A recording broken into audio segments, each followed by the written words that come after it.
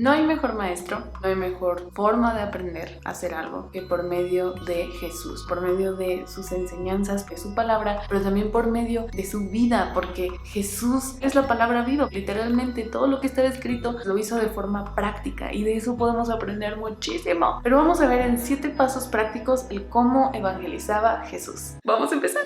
Número 1. Jesús no obligaba a nadie.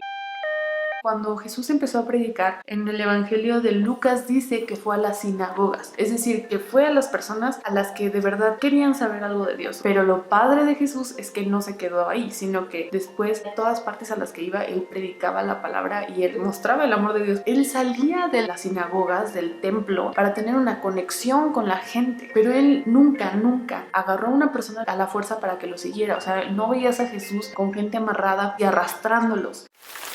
Jesús simplemente decía, sígueme, y las personas decidían seguirlo o no. Y esto lo podemos ver claramente con Mateo, el cobrador de impuestos, que dejó todo y luego siguió a Jesús. Y hubo otros que decían como, mejor no, como el joven rico. Otra cosa importante, que es el número 2, a Jesús le importaban las personas. Él sentía compasión por las multitudes desamparadas. En los evangelios, él nunca repetía las mismas cosas. Él no aplicaba la misma fórmula para ganar más personas como si fuera una competencia, sino Jesús más bien se tomaba el tiempo que requería cada persona para conocerle, para escucharlo, para consolarlo o para aconsejarle, porque él ama a la gente. Él tiene un genuino y verdadero amor por las personas. Si tú te pones a escuchar los testimonios de muchas personas cristianas, te vas a dar cuenta que con cada persona es un encuentro único y diferente, porque así nos hizo él a nosotros y por lo tanto tiene ese encuentro conforme a lo que somos y conforme a lo que él creó en cada uno de nosotros. En una conferencia, María McManus dijo algo que de verdad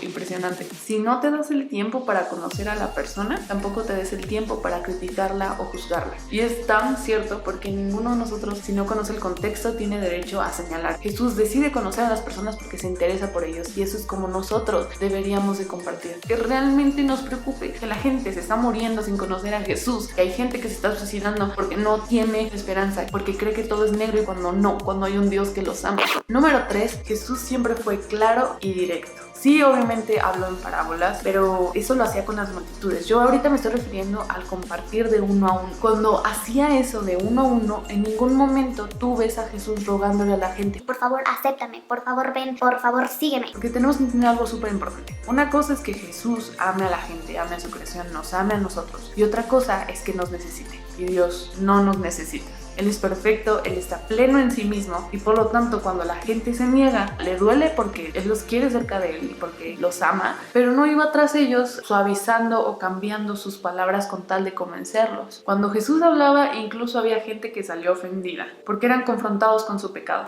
Número 4, de acuerdo al sapo, la pedrada.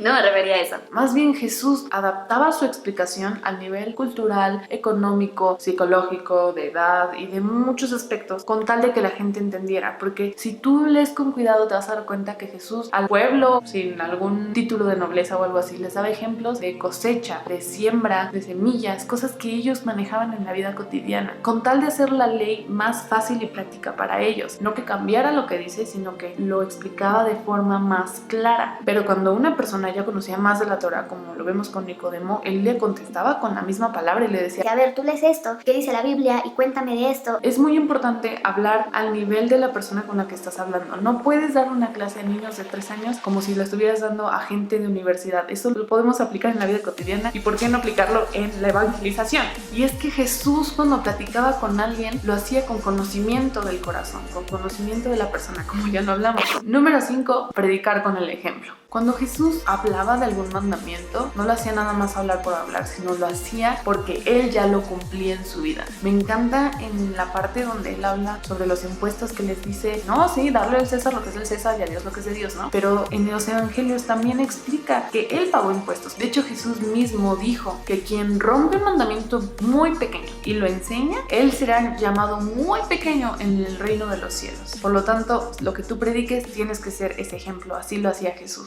Número 6, con la palabra. Jesús enseñó lo que aprendió del Padre. Él hablaba la palabra de Dios. Muchas veces se ve en los evangelios citando la Torá para explicar diferentes cosas. Y me encanta este pasaje en Lucas 24:32, dos de aquellos que lo seguían, van tristes y no sé qué, se encuentra con ellos después de que ya se dan cuenta de, Oh, por Dios, sí, era Jesús con el que estábamos hablando. y se decían el uno al otro, ¿no ardía nuestro corazón en nosotros mientras nos hablaba en el camino y cuando nos abría las escrituras? Sí, Jesús les explicó la palabra de Dios a sus discípulos. Por lo tanto, nosotros también tenemos que ocupar la palabra de Dios y Él nos ha dado la oportunidad de tenerla y de poder leerla y entender qué mejor que explicar sobre ella. Además, no hay nada mejor que dar consejos que estén fundamentados realmente en la Biblia. Incluso hay veces que la gente que no conoce de Dios o está renuente a aceptar, pide consejos pues a las personas, y a mí me encanta hablarles con la palabra, no así de bibliazos, sino nada más como, Ay, pues deberías de hacer esto, es que creo que es lo mejor. De hecho, eso viene en la Biblia. la gente se queda como,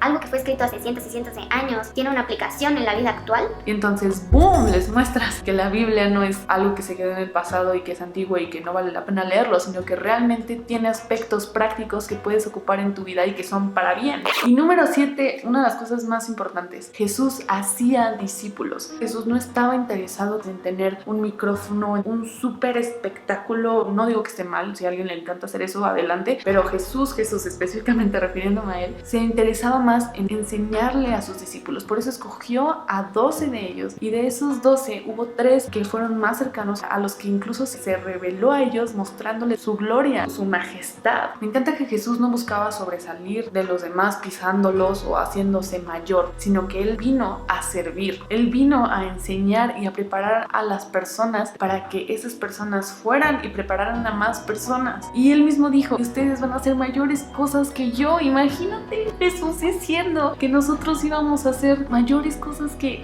Él, aquellos que lo seguimos.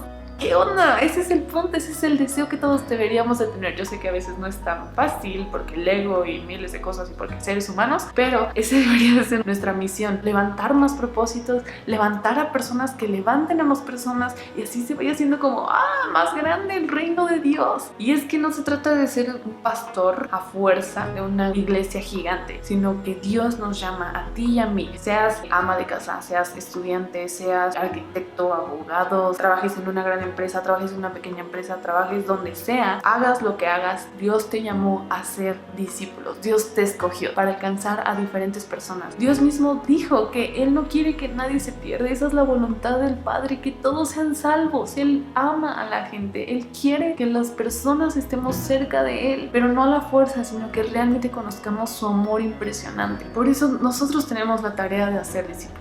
Y por eso, el próximo video vamos a ver cómo hacer discípulos. Obviamente no soy una experta, ni teóloga soy, pero Dios ha puesto esta pasión y este gigantesco peso en mi corazón para compartirlo. Así que de lo poco que sepa, se los voy a compartir. Espero que esto sea de muchísima bendición para sus vidas. Pero bueno, ya hablé muchísimo. Muchas gracias, nos vemos el próximo jueves y disfruten su semanita. Bye,